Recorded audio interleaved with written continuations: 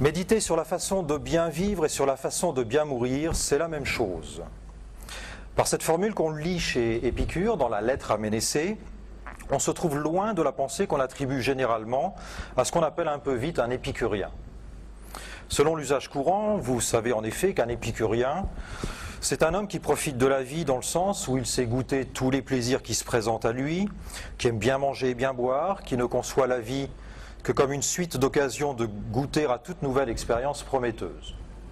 Dans une formule ramassée, on dirait de l'épicurien que c'est un bon vivant, qui a le souci d'enchaîner les plaisirs à la file pour ne pas perdre de temps.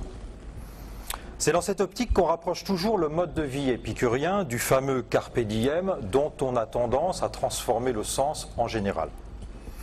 Selon cette formule qu'on trouve chez Horace, il faudrait n'avoir qu'un seul souci, cueillir le jour. C'est-à-dire saisir chaque moment de plaisir qui se présente parce qu'on ne sait pas de quoi demain sera fait. La lecture que nous faisons de cette formule invite à ne pas penser à la mort, mais à faire preuve plutôt d'insouciance durant notre vie, ne pas nous laisser gagner par la mélancolie du fait de la conscience que nous avons d'être mortels et que les plaisirs que nous connaissons durant cette vie auront fatalement une fin. En réalité, ce que nous propose Épicure, et Horace aussi d'une certaine manière, ce n'est pas d'avoir conscience en permanence que nous allons mourir, c'est de penser la mort, mener une réflexion rigoureuse sur la mort, sur le fait qu'un jour nous allons mourir, ou plutôt si on peut dire sur le fait qu'un jour nous serons morts. Mais loin d'en faire un but en soi de la pensée, cette démarche n'a d'intérêt que si elle apporte quelque chose à la vie elle-même. L'objet de la philosophie d'Épicure, ce n'est pas la vie, ce n'est pas la mort, c'est la vie, et plus particulièrement la vie heureuse. En un mot, il s'agit pour Épicure d'intégrer la pensée de la mort, la conscience qu'un jour nous serons morts, à notre souci d'être heureux durant cette vie. Cette démarche d'intégration de la pensée de la mort à la méditation de la vie est représentative de l'esprit général de la philosophie d'Épicure, qui est que pour vivre bien, accéder au bonheur, il faut éliminer de notre vie ce qui fait obstacle à notre bonheur. Et à ce titre, chacun en conviendra, la peur de la mort en est évidemment un bon exemple. Pourtant, l'une des thèses fondamentales de cette philosophie, c'est que les obstacles qui nous empêchent d'être heureux viennent non pas de choses réelles qui seraient objectivement des obstacles à notre bonheur, mais de la manière dont nous les appréhendons. La plupart du temps, ce qui fait obstacle à notre bonheur, c'est un problème qui a été mal posé. D'où il apparaît que, la plupart du temps aussi, il suffit que le problème soit correctement posé pour disparaître de lui-même. C'est le but de la méditation de la mort, comprendre qu'en réalité, la peur dont elle est l'objet est un faux problème, parce que, selon l'expression d'Épicure, la mort n'est rien pour nous. On va essayer de comprendre d'abord ce que c'est que cette pensée. La mort n'est rien pour nous. Envisager le problème de la mort a toujours posé aux hommes la question de l'âme et de sa relation au corps. Selon une représentation courante qu'on en a, l'âme passe pour être un principe immatériel qui anime le corps, objet matériel. Épicure remarque que cette thèse est irrecevable. Comment l'âme, principe immatériel, pourrait-elle animer le corps, objet matériel? Quelle action pourrait-elle avoir sur lui? Et dans l'autre sens, comment quelque chose par le corps pourrait-il l'affecter? Et d'ailleurs, où pourrait-elle être située puisque, immatérielle, elle ne peut occuper aucun lieu?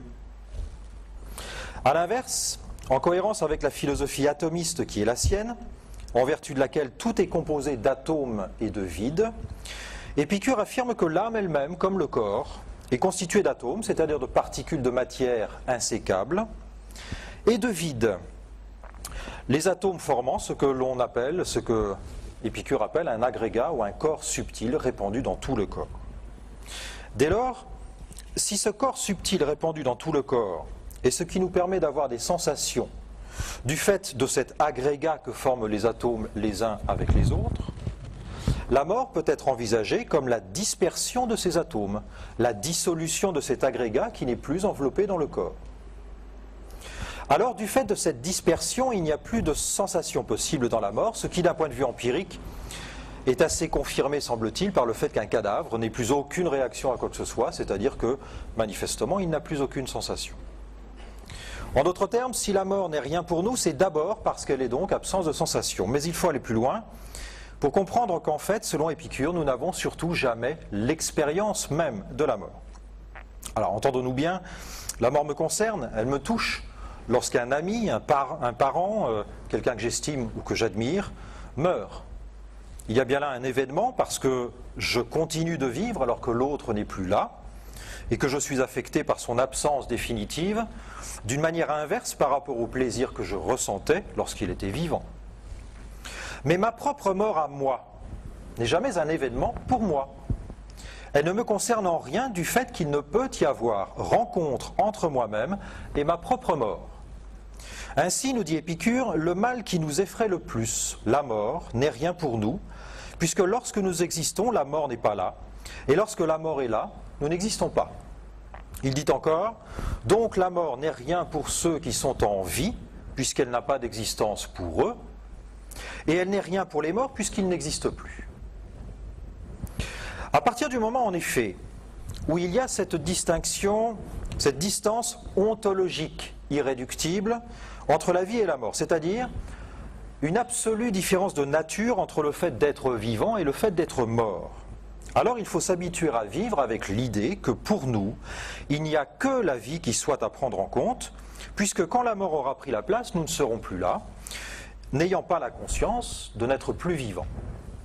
Pour illustrer ce point, j'évoquerai cette peur que certains d'entre nous ressentent dans la perspective, par exemple, de subir une intervention chirurgicale qui nécessite une anesthésie générale, la peur de ne pas se réveiller.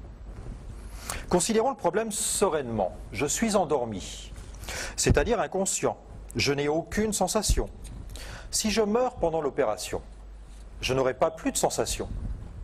Je serai donc le seul à ne pas savoir que de l'inconscience artificielle, je suis passé directement à l'inconscience naturelle et définitive. Pourquoi donc avoir peur de ça ? Bien au contraire, je devrais presque m'en réjouir, puisque c'est là finalement une bonne façon de régler le vrai problème qui nous inquiète tous. Comment je vais mourir ? Est-ce que je vais mourir en souffrant, en étant le témoin de la dégradation de mon corps ou de mes facultés intellectuelles ? Au-delà, bien sûr, ce qui me tracasse, dans l'hypothèse où je ne sortirai pas d'une anesthésie, c'est que je vais laisser derrière moi des proches pour qui ma mort sera un événement et qui probablement en seront malheureux. À la limite, même ça, j'en suis pas forcément sûr. Bon.